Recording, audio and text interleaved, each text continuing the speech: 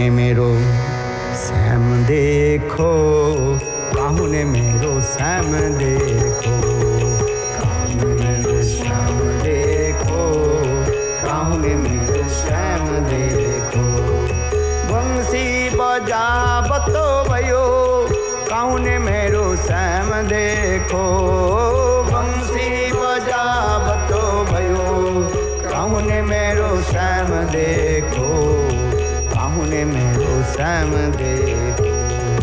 राधा तेरो श्याम हमने गोकुल में देखो, राधा तेरो श्याम हमने गोकुल में देखो। अल्लाह में बतो काहू ने मेरो श्याम देखो, पलना में झूला बतो भयो, काहू ने मेरो श्याम देखो, काहू ने मेरो श्याम देखो, काहू ने मेरो श्याम देखो। राधा तेरो श्याम हमने वृंदावन में देखो, राधा तेरो श्याम हमने वृंदावन में देखो। आज रचावतो भयो, काहू ने मेरो श्याम देखो, आज रचावतो भयो, काहू ने मेरो श्याम देखो, काहू ने मेरो श्याम देखो, काहू ने मेरो श्याम देखो। राधा तेरो श्याम हमने गोवर्धन में देखो, राधा तेरो श्याम हमने गोवर्धन में देखो। आवतो भयो, काहू ने मेरो श्याम देखो, आवतो भयो, काहू ने मेरो श्याम देखो। राधा तेरो श्याम हमने नंदगांव में देखो, राधा तेरो श्याम हमने नंदगांव में देखो। आवतो भयो, काहू ने मेरो श्याम देखो, आवतो भयो, काहू ने मेरो श्याम देखो, देखो, काहू ने मेरो श्याम देखो। राधा तेरो श्याम हमने बरसाना में देखो, राधा तेरो श्याम हमने बरसाना में देखो। आवतो भयो, काहू ने मेरो श्याम देखो, आवतो भयो, काहू ने मेरो श्याम देखो, काहू ने मेरो श्याम देखो, काहू ने मेरो श्याम देखो। राधा तेरो श्याम हमने जमुना तट पे देखो, राधा तेरो श्याम हमने जमुना तट पे देखो। आवतो भयो, काहू ने मेरो श्याम देखो, आवतो भयो, काहू ने मेरो श्याम देखो, देखो, काहू ने मेरो श्याम देखो, काहू ने मेरो श्याम देखो, काहू ने मेरो श्याम देखो।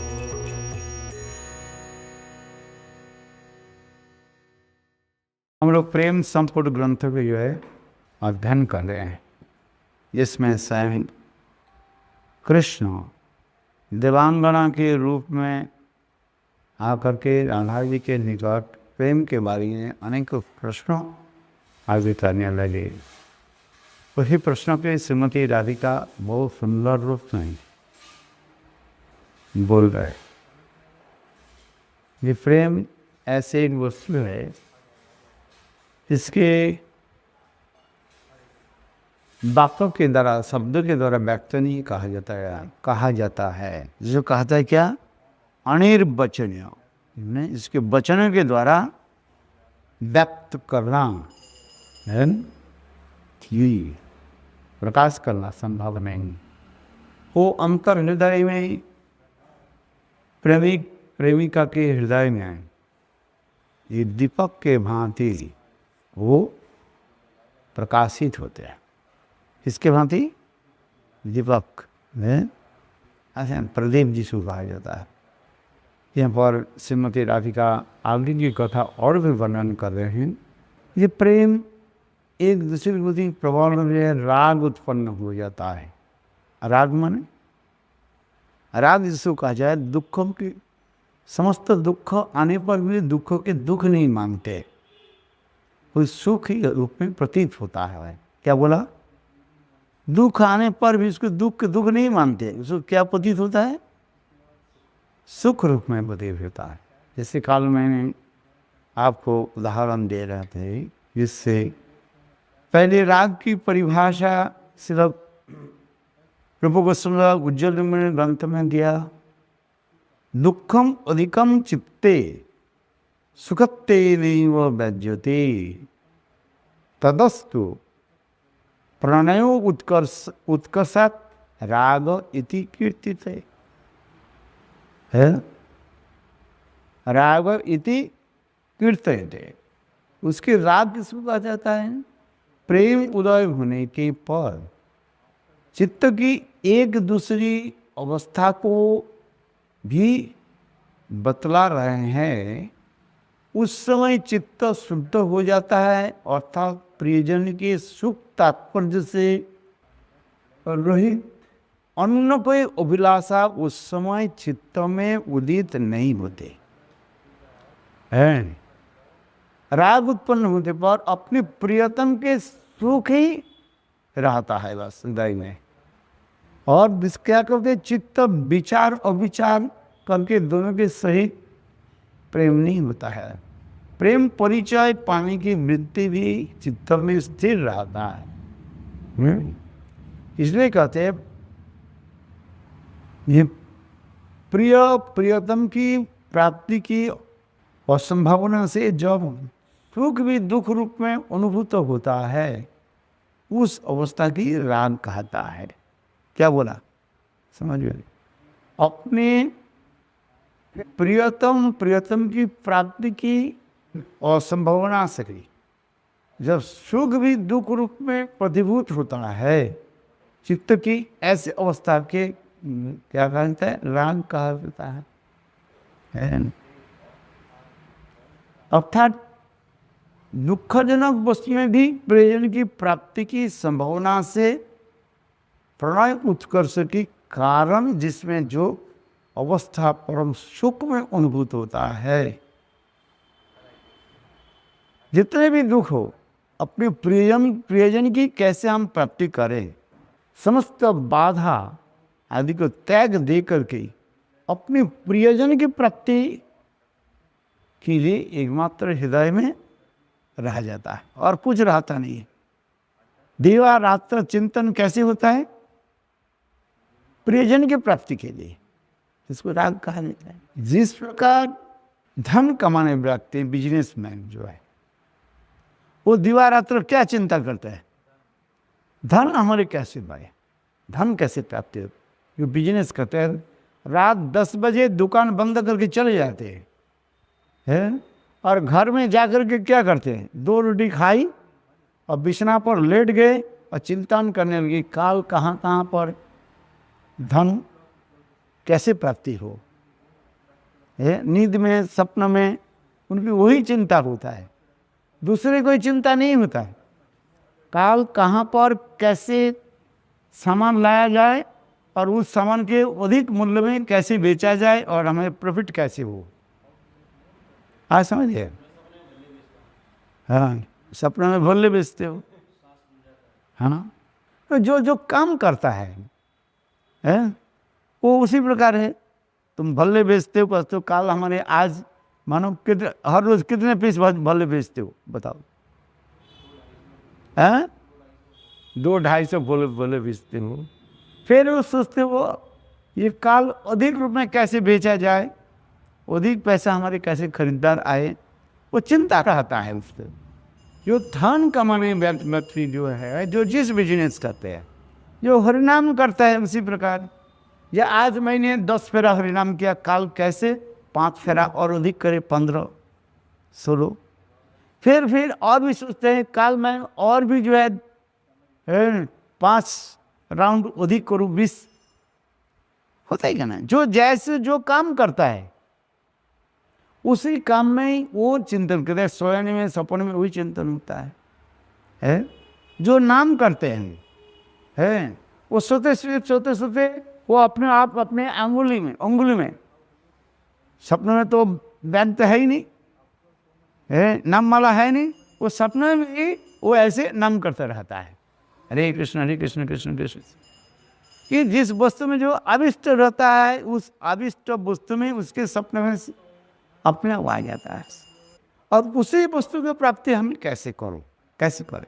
क्या पारमार्थिक जगत में हो अथवा जड़ जगत में हो, है कि नहीं? जो जैसे काम करते हैं वही में लगे रहते हैं। तो इसी प्रकार कभी राग की उसके उदाहरण दे रहे हैं, जहाँ पर प्रेमास्पद की प्रीति के लिए सदा सर्वदा मन डूबे रहते हैं और उसमें अपने दुख के भी दुख नहीं मानते हैं वो। जैसे मैंने कल क्या उदाहरण दिया था, ये एक समय कृष्ण गोवर्धन की तललाटी में सखाओं के साथ गोचारण कर रहे थे। किसी प्रकार कृष्ण के समाचार मिली, जब कृष्ण आज कहाँ गोवर्धन की तललाटी में सखाओं के साथ गोचारण कर रहे हैं। उस समय दोपहर के समय राधा जी क्या की गोवर्धन में आई। देखो कृष्ण के दर्शन की लालसा से गिरिराज गोवर्धन के राधा जी गिरिराज गोवर्धन की ऊपर चढ़ गई।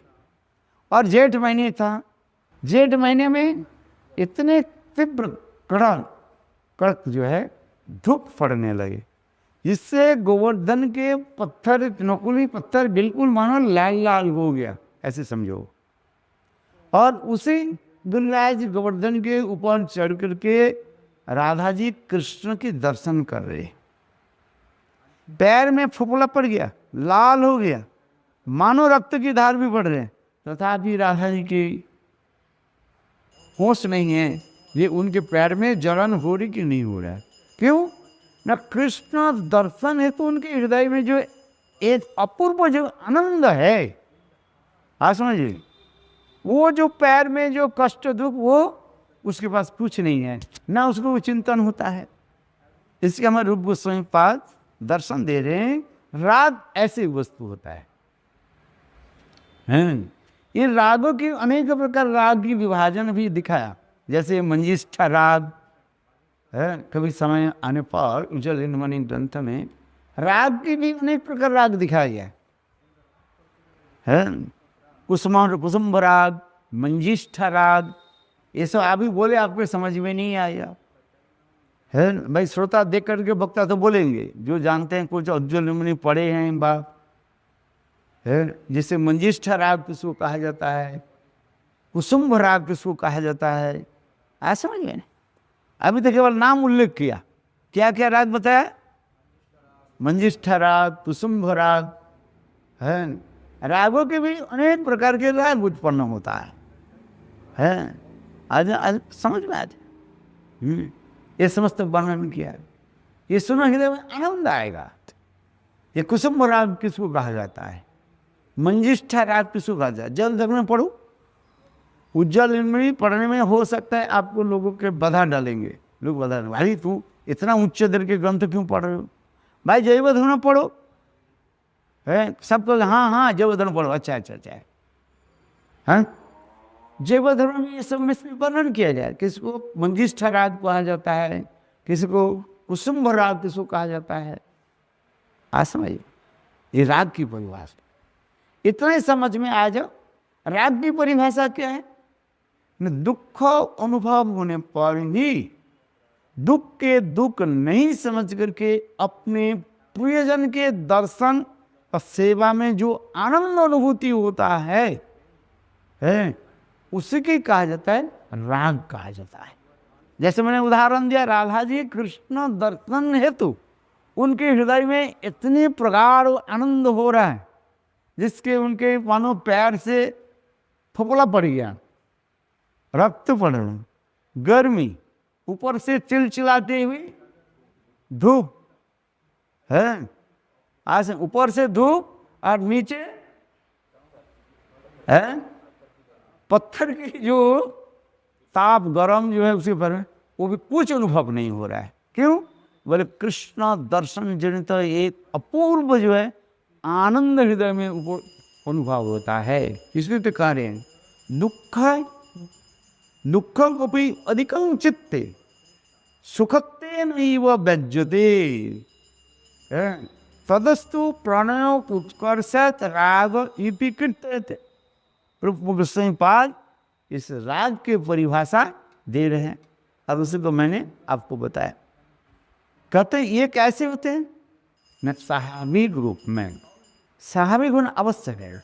चेष्टा के द्वारा जब ऐसी कोई व्यक्ति कृत्रिम अवस्था प्रकाशित करते हैं तो वो प्रेम नहीं रह सकता है। और लोग कृत्रिम व्यवस्था करते, कृत्रिम माने नकली है, लोगों को दिखाने के लिए ढंग से करते। जैसे ढंग विप्र की कथा काल मैंने सुनाया।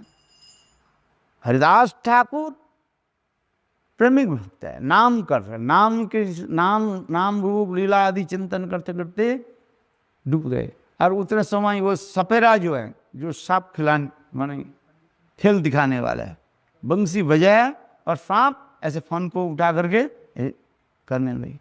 तो हरिदास ठाकुर उसको देख करके कौन सा उसकी लीला उद्दीपन हुई? कालिया दमन की लीला उत्पन्न हुई।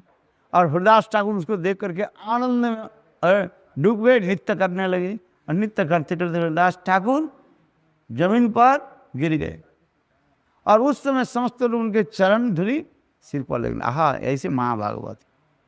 और उसी स्थान पर एक ईर्षापरायण जलसी ब्राह्मण, अरे ये हरिदास सिंह तो मुसलमान है, मुसलमान के सब चरण स्पर्श कर रहे हैं। मैं ब्राह्मण हूँ, मैं तो नहीं ले रहे, मैं ब्राह्मण हूँ, पंडित हूँ, शास्त्र जानते हैं, मेरे पैर धूलि नहीं लेकर के किसके ले रहे?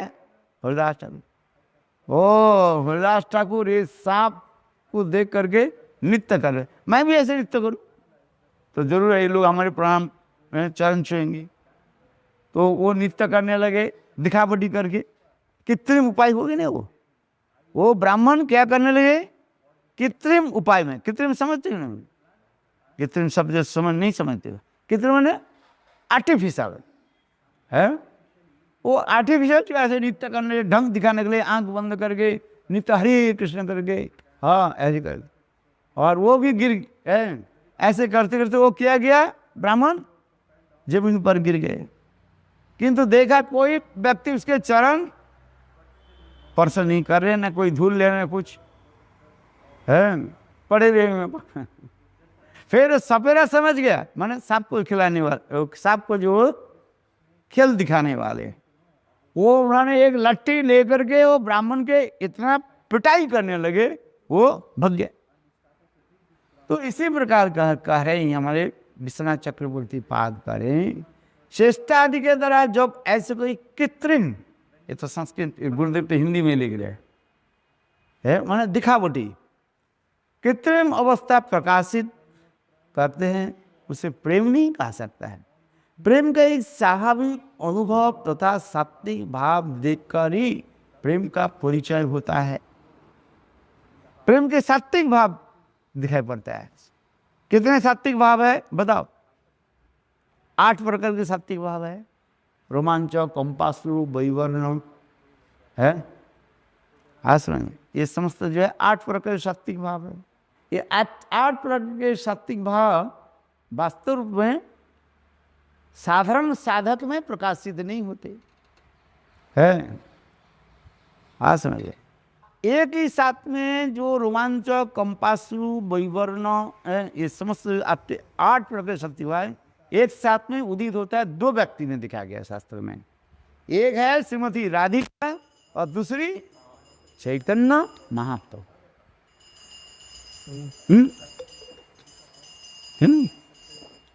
सब में नहीं। इसलिए ये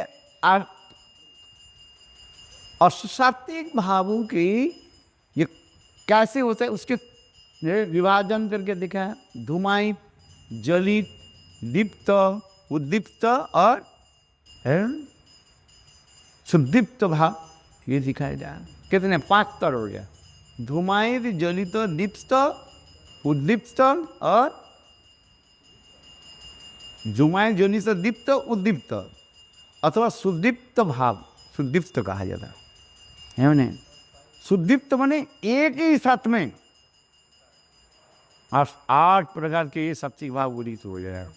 शरीर में पसीना आएगा, आंखों से आंसू की धारा प्रवाहित होगा, शरीर कंपन होगा। ये महापुरुष के छोड़ करके है, और राधा जी के छोड़ कर किसी में संभव नहीं है। इसलिए कहते हैं इसके सुदीप्त महाभाव।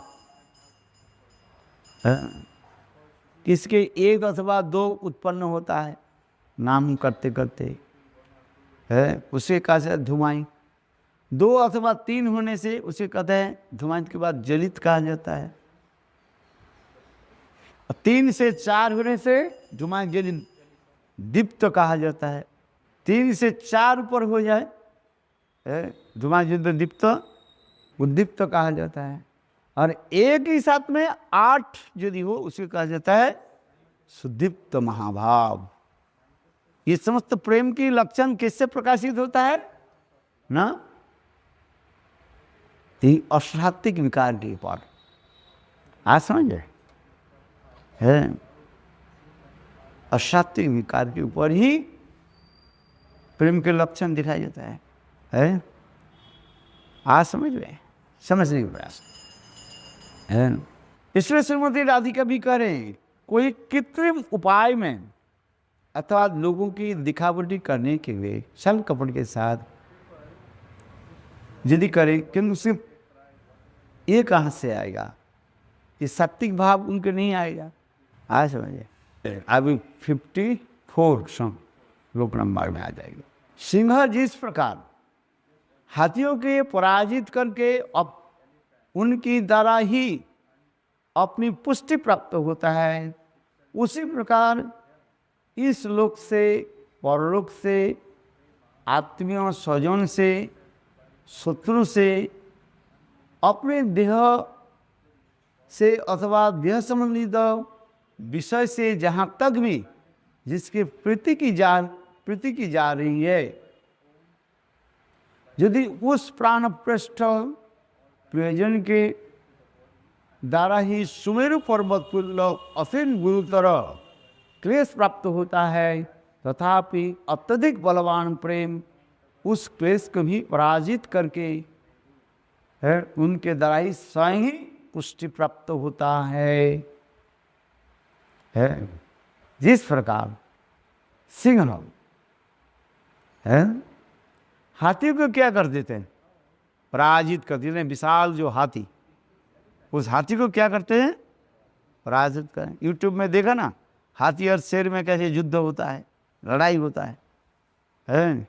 किंतु देखो उस हाथी को भी शेर क्या करते हैं, पराजित कर देते हैं। हाथी को पराजित करना इतना संभव नहीं है, तो विशाल पर्वतकार हाथी है और शेर छोटा है। तथापि शेर जो है हाथी को कैसे है, पराजित कर देते हैं। अब पराजित करके अपना ही गर्व अनुभव करते हैं। ठीक उसी प्रकार इस जगत में गोपियां संसार में हाथी भी बड़े बड़े दुख कष्ट बाधाओं को जो है वो लांग करके चलते हैं, पार करके चलते हैं। एक शेर मानो एक हाथी को पराजित किया और गोपियां ने शेर रूपी वाहन हाथी, शेर रूपी, ये शेर भी कहते हाथी रूपी कष्ट को जो है, बाधाओं को जो है वो लांग करके चलते हैं। वो बाधाएं क्या है वो बता रहे हैं। जो बाधाएं जो हाथी के साथ तुलना दे रहे, और गोपियों किसी के साथ तुलना दी जा रहे, शेर के साथ है। इस जिस प्रकार वो गोपियों के क्या क्या उनके बाधाएं आती है, हाथियों के भांति विशाल बाधाएं थी। सुमेरु पर्वत तुल्य असीम जो क्लेश दुख है, आप कल्पना नहीं कर सकते है। विशेष करके संसार के जो है सामाजिक जो है नियम कानून को भी तोड़ देते, संभव नहीं है तथापि गोपियां तोड़ देते। कोई सती नारी के संभव नहीं है समाज के नियम श्रृंखल के जो है तोड़ देना है। शास्त्र में अनेकों सती नारियों की तो वर्णन किया गया, अरुंधति से लेकर के अनुस्वा से लेकर के ऐसे सती नारी के तो कथा वर्णन है, किंतु गोपियां ने क्या की, समाज के सारे बंधन को जो है वो तोड़ फोड़ करके चलते। सती नारी क्या करेगी, अपने सतीत्व को नष्ट नहीं करेंगे किसी प्रकार से। आग में जल करके वो भले मृत्यु वर्ण स्वीकार करे, किंतु अपने सतीत्व धर्म के कभी त्याग नहीं दे। सतीत्व धर्म क्या है, समाज के जो नियम अनुशासन वो त्याग नहीं कर पाए। सती नारी अपने पति के छोड़ करके दूसरे पुरुष के प्रति कभी आसक्ति नहीं रखते, किंतु गोपियां ने क्या की, अपने पतियों की त्याग दे करके कृष्ण के प्रति किस प्रकार प्रेम प्रीति आदि दिखाया गया है। कृष्ण तो गोपियों के विवाहिता पत्नी नहीं है, क्या बोला, गोपियां कृष्ण के विवाहिता पत्नी नहीं है, परपुरुष कहा जाता है। गोपियां के विवाह किसके साथ हुई, गोपियों के साथ हुई है, लोक रीति के अनुसार जो दिखा रहे जोगमाया के द्वारा।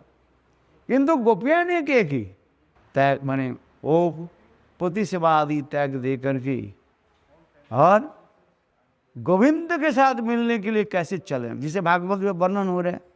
कोई गोपी लोक रीति के अनुसार अपने पति के लिए रोटी सब्जी खिला रही थी, बना रही थी। कोई गोपी बच्चे के जो है पालन पोषण कर मैंने दूध पिला रही थी है, अर्थात उस गोपी अपने पुत्र के नहीं, अपने क्या बोलते हैं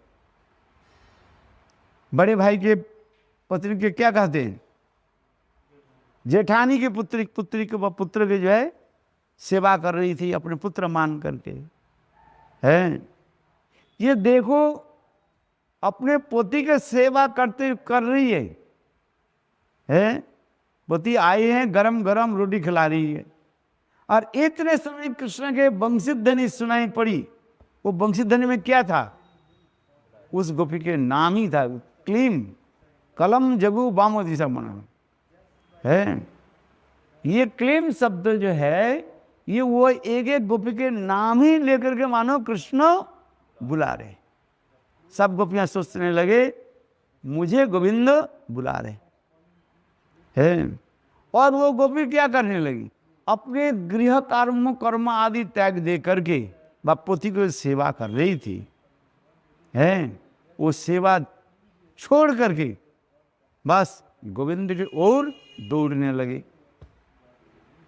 ऐसे कोई सती नारी नहीं कर सकते, किंतु गोपियां ने क्या की, देखो पति सेवा छोड़ करके गोविंद हमें बुला रहे हैं। मैंने कहा ना, कलम जगु वाम दिशा मनोहरम, कलम क्लीम शब्द जो है कौल ये दीर्घ, ये क्लीम शब्द सुनते ही गोपियां सोच रही हैं गोविंद हमें बुला रहे हैं। आज भक्तिवान ठाकुर लिखते हैं, नाचिते नाचिते निकटे जाइब जखन डाकिबे तुमी, अरे नाचिते नाचिते निकटे जाइबो जखन डाकिबे तुमी, जब मुझे बुलाओगे मेरे नाम लेकर के मैं आनंद उत्फुल्ल होकर के समस्त कुछ त्याग दे करके आपके ओर दौड़ूंगा।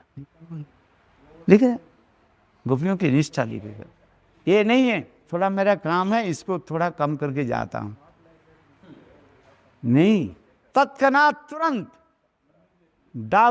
नाम गोविंद के वेणुध्वनि यानी गोपियों के नाम लेकर जब कृष्ण पुकारते हैं तुरंत एक सेकंड देर नहीं करते है।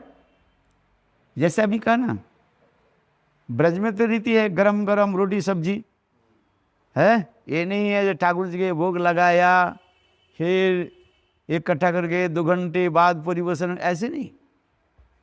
ब्रज में क्या करते हैं, ठीक है पहली भाग ठाकुर जी को तो भोग दे दिया, लगा दी है, वो ठाकुर जी के पास रहे हैं। और गरम गरम रोटी गरम गरम सब्जी पत्नी बनाते हैं और पोती खाते। ये ब्रज की रीति है आ समझ में। और देखो गरम गरम रोटी खाने के सब्जी की जरूरत नहीं होता है फुल्का इतने सुंदर खिल जाए ना, सब्जी की जरूरत नहीं होता है, इतने मिठास होगा खाने में, इतने स्वाद हो जाए। और वही रोटी जब सूख जाता है, बाद ठंडा हो जाता है अनेकों स्वादिष्ट सब्जी के द्वारा खाओ, आनंद नहीं आएगा है। आनंद कब होता है, गरम गरम रोटी खाओ बस, इतने आनंद आते। इसलिए कहते हैं देखो गोपियाँ अपने सारे कर्म आदि छोड़ करके माने गोपी सेवा, एक पति सेवा सुन के दौड़ने लगा, इसलिए कहा गया इसलिए कहे देखो सजन, आत्मीय स्वजन से, शत्रु से, अपनी देह से अथवा देह संबंधित विषय से, यहाँ तक भी जिसके प्रति की जा रही है, वही परम पृष्ठ प्रयोजन के द्वारा भी सुमेरु पर्वत तुल्य असीम गुरुतर क्लेश प्राप्त होता है। तथापि अत्यधिक बलवान प्रेम उन क्लेश को पराजित करके उनके द्वारा सहनी पुष्टि प्राप्त होता है। राधा जी की इन वचन को तात्पर्य ये है कि अभी तो राधा जी कृष्ण के सुनाया कैसे ब्रज में गोपियां कृष्ण के प्रति प्रबल अनुराग रखते हैं। राधा के इस वचन को तात्पर्य यह है कि प्रेम पदार्थ अप्रतिहत व बाधा रहित है, स्वभाव से युक्त होता है। जब वह एक बार प्रकाशित हो जाता है वह सतसहस्र बाधा से भी बाधित नहीं होता। बोले प्रेम एक बार किसके हृदय उदित हो जाए वह किस बाधा विपत्ति के वो मानते नहीं। इस प्रेम के लौकिक सुख सुविधा तथा पारलौकिक धर्म और स्वर्गादि प्राप्ति के चिंतन करने का अवकाश नहीं रहता है। माने लोक धर्म समाज धर्म आदि त्याग देने से जो मुझे क्या लगेगा, पाप लगेगा है, और स्वर्ग यानी स्वर्ग नहीं प्राप्ति होगा, ये पाप है पुण्य है, ये भी विचार करने के तरीके भी गोपियों के हृदय मन में आता ही नहीं है, अर्थात विचार करने के संभव समय नहीं रहता है। समझ, इसलिए गोपियाँ लोक धर्म समाज धर्म आदि पाप है कि पुण्य है वो विचार नहीं करते। आप समझ लेंगे। जैसे अनुसुआ के पास कौन आए थे, ब्रह्मा विष्णु महेश, ब्रह्मचारी के वेश के रूप में, बोले भिक्षांग दे, भिक्षा लेकर के थल पत्र लेकर के अनुसुआ आई। बोले ऐसे वेश नहीं ले, ऐसे भिक्षा नहीं ले, कैसे, तुम निर्वस्त्र होकर के भिक्षा दो। कोई सती नारी निर्वस्त्र होकर भिक्षा दी, विचार कर ये कैसे संभव है? निर्वस्त्र होकर के एक सती नारी कैसे भिक्षा देगी? इस लोग विचार कर रहे हैं, मैं सती नारी हूं है, मेरे अंगों के कैसे दिखाऊं है? अनुषा के लिए संभव नहीं हुआ है। अनुषा ने क्या कि पीछे दरवाजे से, अच्छा ठहरो, पीछे दरवाजे बाहर जा करके अपने पति क्या ना उत्तरी को सारे बताया, और उत्तरी ने ध्यान से जान लिया ये कोई साधारण अतिथि नहीं है, कहा दिया ले जाओ, वो लोग जैसे बोले ऐसे, पति के आदेश दे दिए, जैसे बोले ऐसे। किंतु देखो सती नारी ने क्या की, अनुसुआ ने क्या की, बोले अच्छा मैं सतीत्व को नष्ट नहीं कर सकते है। उन्होंने क्या किया, अच्छा ठीक है, है, हाथ में जल ले लिया, कमंडल जल लिया, अपने सदित्य के बल पर मंत्र पुत्र करके और तीनों के ऊपर छोड़ दिया। छोटा बच्चा, 1.5 साल के छोटा बच्चा बन गया, 1 महीने 1.5 महीने के छोटा बच्चा बन जाओ। बच्चा बना दे कि नहीं दिया? सदित्य के बल पर। किंतु अपने सदित्य के कभी त्याग नहीं किया है।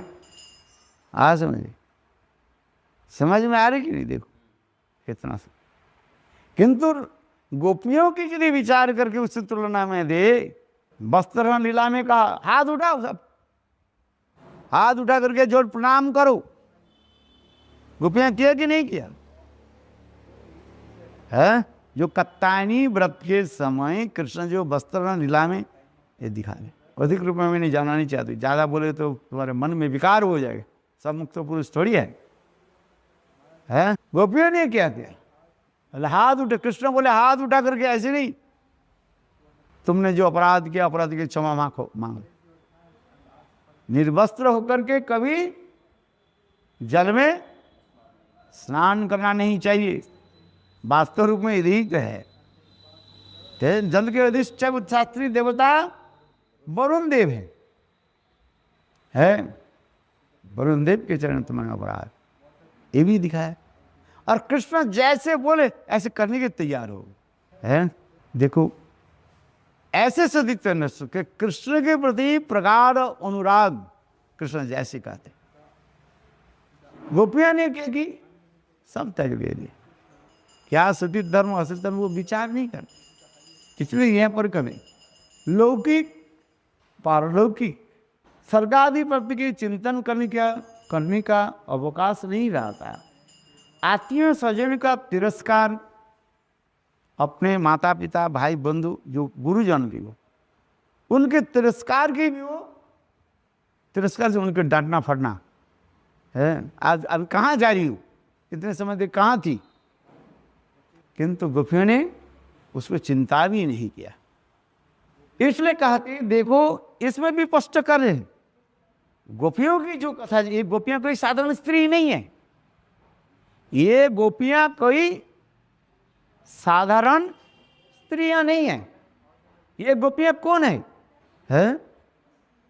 पूर्व साधन करने वाले 10,000 साल तक जिन लोग ने गोपाल मंत्र जप किया तो उनके हृदय में काम भाव रहता है, नहीं कुछ रहता है? अरे सब कुछ होता है पूर्वजन के संस्कार के अनुसार। गोपियों के हृदय में काम भाव रहेगा। और गोपियों के शरीर क्या है? शरीर कहा गया चिन्मय शरीर उनका। गोपियों के शरीर क्या है? चिन्मय शरीर है उनका, अपराग दिव्य शरीर है। हाँ समझिए, वो कोई हमारे भांति मिट्टी के शरीर नहीं है। उससे गोपी के हृदय में काम भाव रहेगा। आप बताओ, जहां जहां पर ये कहा गया हमारे श्री विश्वनाथ चक्रवर्ती पाद और श्री जीव गोस्वामी पाद कर जो अपने पुत्र कन्या को जो त्याग करके हैं, जिसे करें पति सुतन्नय भातृबंधवा नति विलंगते अंतच्युतागतः। इसी श्लोक में करे जो गोपियां जी ये शब्द करे अपने है पुत्र कन्या को हम त्याग करके आए। ये पुत्र कन्या अपने पुत्र कन्या नहीं है, इसको पहले समझो। है वो किसके पुत्र कन्या थी? अपने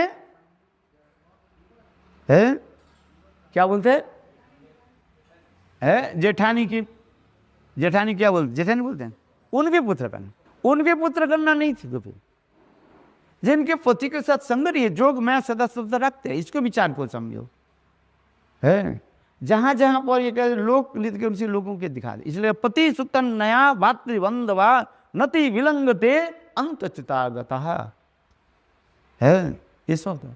उसमें अनेक प्रकार की गोपियां, कोई साधन सिद्धा है, नित्य सिद्धा तो है ही है।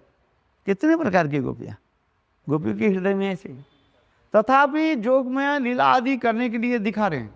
वो समस्त गोपियां देखो संसार की नियम की कैसे तोड़ करके और गोविंद के साथ कैसे मिले, है न?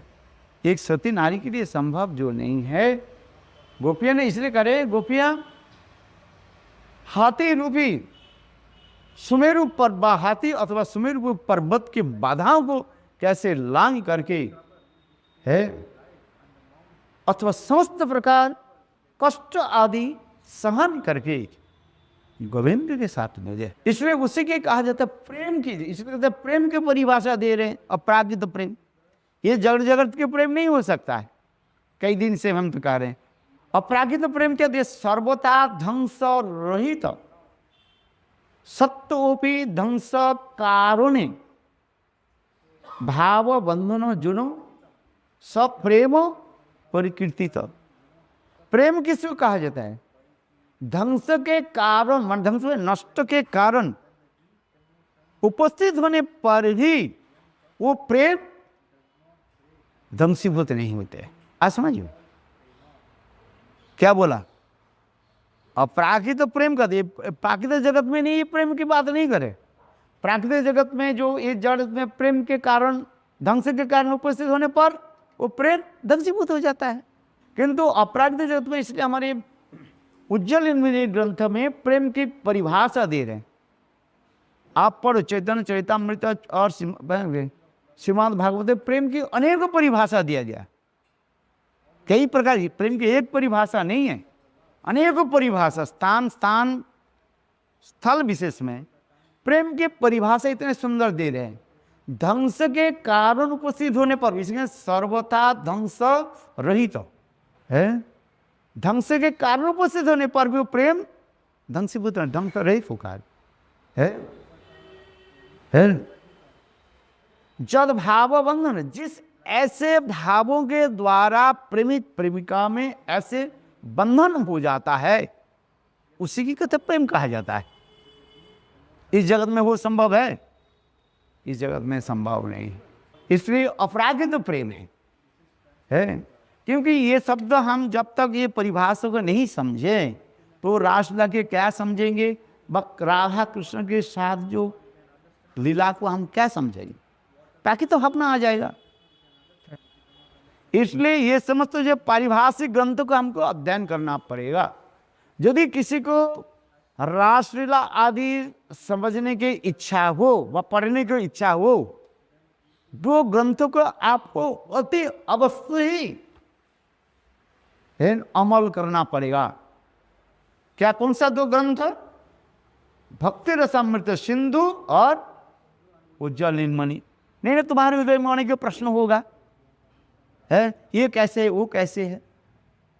जब तक उज्जवल दो ग्रंथ के जब तक नहीं पढ़ोगे, ये दो ग्रंथों के कहा जाता है पारिभाषिक ग्रंथ कहा जाता है। क्या बोला? पारिभाषिक ग्रंथ क्या है बताओ। जैसे हम लोग डेफिनेशन पढ़ते हैं, ग्रामर बुक पढ़ते हैं, डेफिनेशन पढ़ते हैं, पढ़ाया जाता है ना। नाउन किसको कहा जाता है, प्रोनाउन किसको कहा जाता है, भाग किसको कहा जाता है, एडभाग किसको कहा जाता है। जो नाउन के बारे में नहीं जानते हैं, प्रोनाउंस क्या बोले, विशेषण की परिभाषा नहीं जानते हो, और भागवत पर केवल रासलीला पर आपके समझ में नहीं आएगा, है। आज परिभाषा को जानना पड़ेगा, तब आपके सहज में हो जाएगा प्रेम की परिभाषा। जैसे हम प्रेम शब्द राष्ट्र में सबसे थोड़ी कहेंगे, प्रेम की परिभाषा थोड़ी बोलते जाएंगे। ABCD पढ़ना पड़ते हैं, फिर A+B है इक्वल ए स्वीकार जाता है, A+B whole square, A-B whole square, A+B Q whole square. ये पढ़ता है, पढ़ना बीज क्या बोले, पढ़ना पड़ता है कि नहीं पढ़ता है? जो A+B होल स्क्वायर नहीं जानते हैं, उसके पास मैथमेटिक्स के ऊपर कथा सुना, वो क्या समझ में। इसलिए कहते हैं पारिभाषिक ग्रंथ, दोनों ग्रंथ हमारे रूप गोस्वामी पाद वर्णन के। आरती नहीं होगा समय, महाराज आ जाओ। काहू ने मेरो श्याम देखो, काहू ने मेरो श्याम देखो, काहू ने मेरो श्याम देखो, काहू ने मेरो श्याम देखो। बंसी बजावतो भयो, काहू ने मेरो श्याम देखो, बंसी बजावतो भयो, काहू ने मेरो श्याम देखो, पाहुने मेरो श्याम देखो। राधा तेरो श्याम हमने गोकुल में देखो, राधा तेरो श्याम हमने गोकुल में देखो। अल्लाह में जार बतो पाहुने मेरो श्याम देखो। पलना में झूला बतो भयो, पाहुने मेरो श्याम देखो। पाहुने मेरो श्याम देखो, पाहुने मेरो श्याम देखो। राधा तेरो श्याम हमने वृंदावन में देखो, राधा तेरो श्याम हमने वृंदावन में देखो। आज रचा बतो भयो, पाहुने मेरो श्याम देखो। आज रचा बतो भयो, पाहुने मेरो श्याम देखो। पाहुने मेरो श्याम देखो, पाहुने मेरो श्याम देखो। राधा तेरो श्याम हमने गोवर्धन में देखो, राधा तेरो श्याम हमने गोवर्धन में देखो।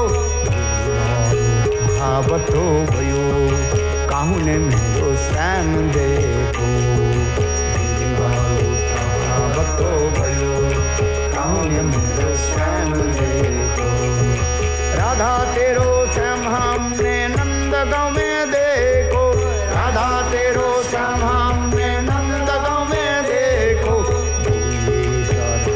बतो भयो, पाहुने मेरो श्याम देखो। बतो भयो, पाहुने मेरो श्याम देखो। देखो, पाहुने मेरो श्याम देखो। राधा तेरो श्याम हमने बरसाना में देखो, राधा तेरो श्याम हमने बरसाना में देखो।